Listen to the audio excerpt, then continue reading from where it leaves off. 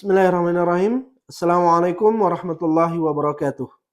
Alhamdulillahilladzi anzala ala abdil kitaba wa lam yaj'al lahu iwaja. Kitabun anzalahu mubarakun liyadabbaru ayatih.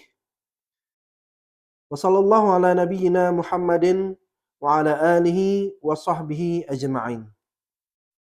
Para pemirsa yang dirahmati Allah Subhanahu wa taala, kita bertemu dalam pembahasan kita, dalam program kita berkaitan dengan belajar ilmu tajwid, bagaimana kita belajar untuk membaca Al-Quran dengan benar dan sesuai dengan apa yang diajarkan oleh Rasulullah Sallallahu Alaihi Wasallam.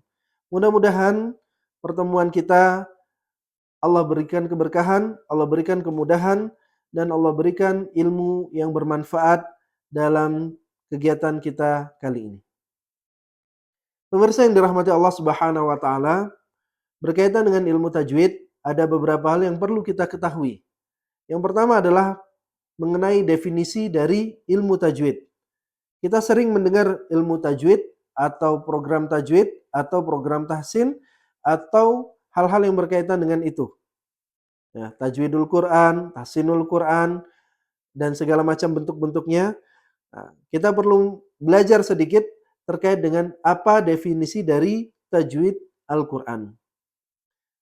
Pengertian dari tajwid itu sendiri berasal dari kata tajwid itu berasal dari kata jawwada yujawwidu tajwidan, yang artinya menjadikan sesuatu menjadi baik, bagus, indah. Nah, maka untuk pengertian dari tajwid sendiri itu adalah bagaimana kita belajar untuk membaguskan atau melafazkan Al-Quran sesuai dengan kaidah sehingga terdengar menjadi indah dan baik. Itu secara bahasa. Secara pengertian, para ulama banyak memberikan definisi terkait dengan ilmu tajwid. Di antaranya beberapa pengertian yang cukup mencakupi dalam hal ini adalah apa yang disebutkan oleh Imam Ibnul Jazari terkait dengan makna tajwid itu sendiri adalah i'ta'u kulli harfin haqqahu wa mustahaqqahu minas sifati wal makharij, yaitu memberikan setiap huruf hak dan mustahaknya berupa sifat dan makhraj. Nanti kita akan pelajari apa itu hak, apa itu mustahak dari setiap huruf. Kemudian juga tidak jauh dari itu ada juga yang memberikan pengertian, yaitu ilmu tajwid adalah ilmun yu'rafu bihi ikhraju kulli harfin min makhrajihi wa ita'uhu haqqahu wa mustahaqqahu. Tidak jauh berbeda, ilmu tajwid adalah ilmu yang mempelajari terkait dengan cara keluarnya huruf, cara terbentuknya huruf dari setiap makhraj tempat keluarnya huruf tersebut dan memberikan setiap huruf hak dan mustahaknya. Kita menelaah kembali apa itu hakul huruf, haknya huruf. Nah, hak huruf adalah sesuatu yang wajib diberikan kepada huruf, yaitu hal-hal yang secara asal melekat pada setiap huruf dan tidak bisa lepas darinya. Hak huruf diantaranya kita bisa lihat di sini, yaitu makhraj atau tempat keluarnya huruf. Setiap huruf pasti memiliki tempat keluarnya sendiri-sendiri. Kemudian juga yang kedua adalah sifatun lazimah atau sifat-sifat huruf yang bersifat lazimah. Sifat huruf itu terbagi menjadi dua. Ada sifatun lazimah, ada sifatun aridah. Sifat lazimah ini adalah bagian dari hak huruf.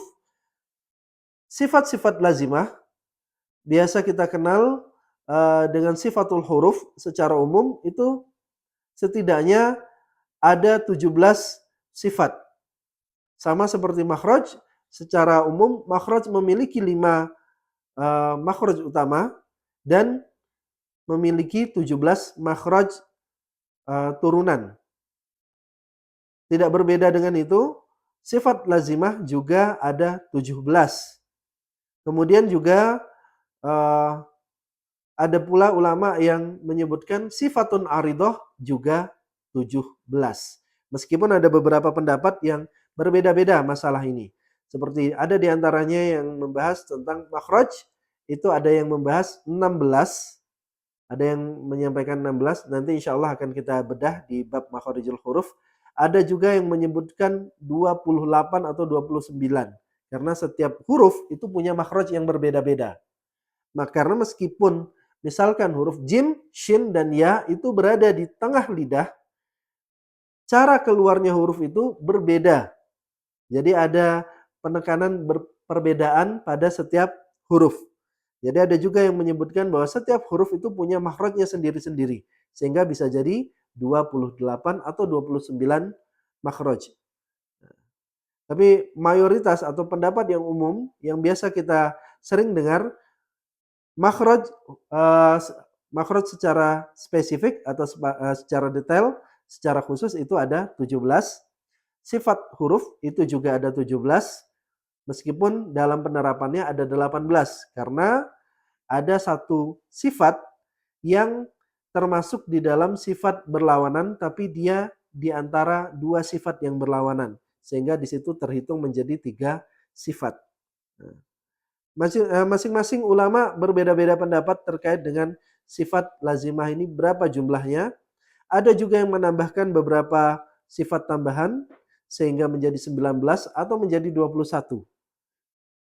Tapi intinya adalah sifatun lazimah ini sebenarnya nanti akan bisa kita pelajari mana yang menjadi sesuatu yang lazim atau sesuatu yang tidak bisa lepas dari huruf, dan mana sifat yang sifatnya adalah aridoh atau munculnya sewaktu-waktu, atau dia menjadi konsekuensi dari sifat huruf yang utama.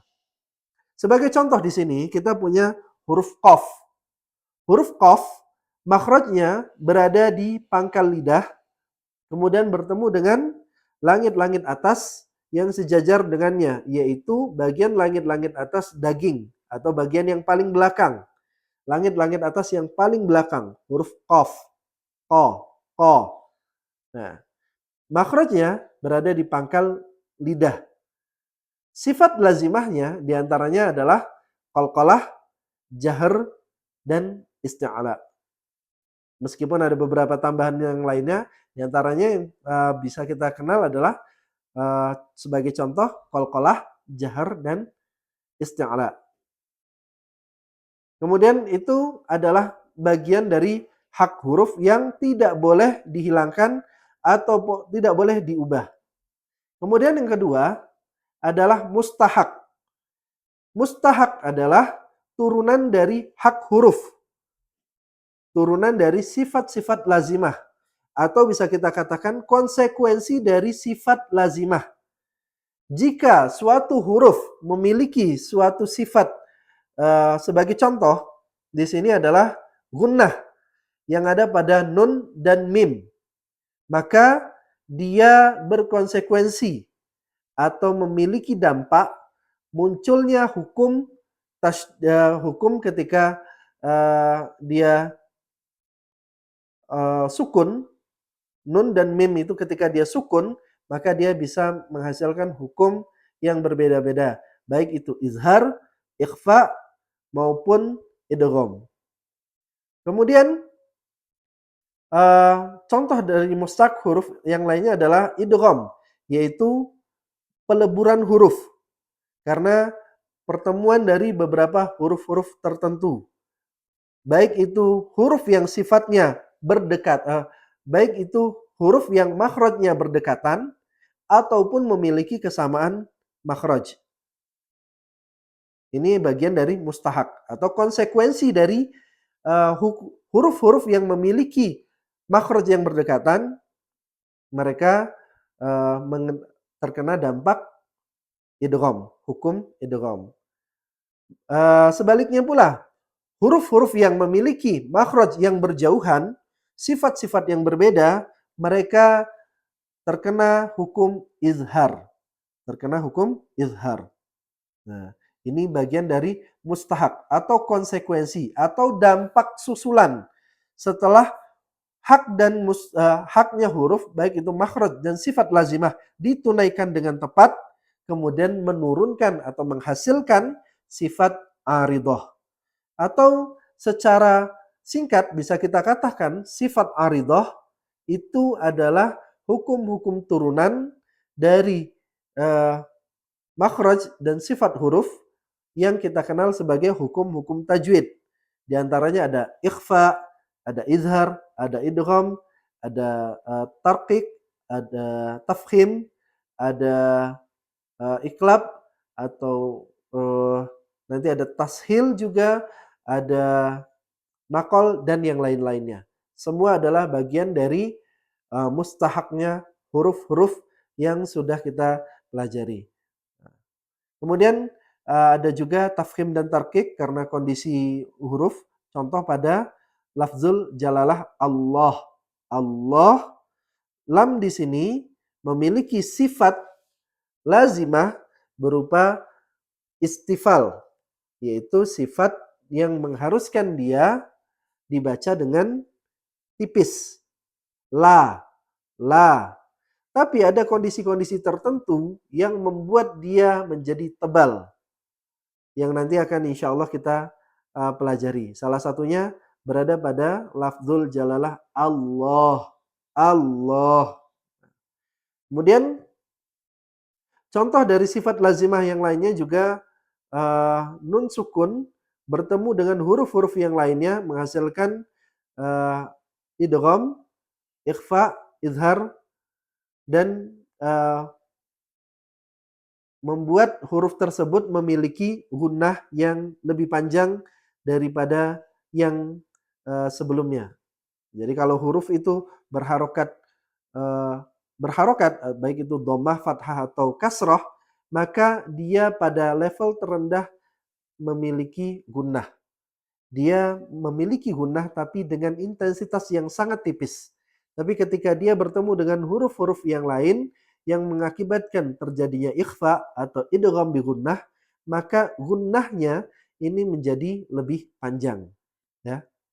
Ini diantara mustahak huruf.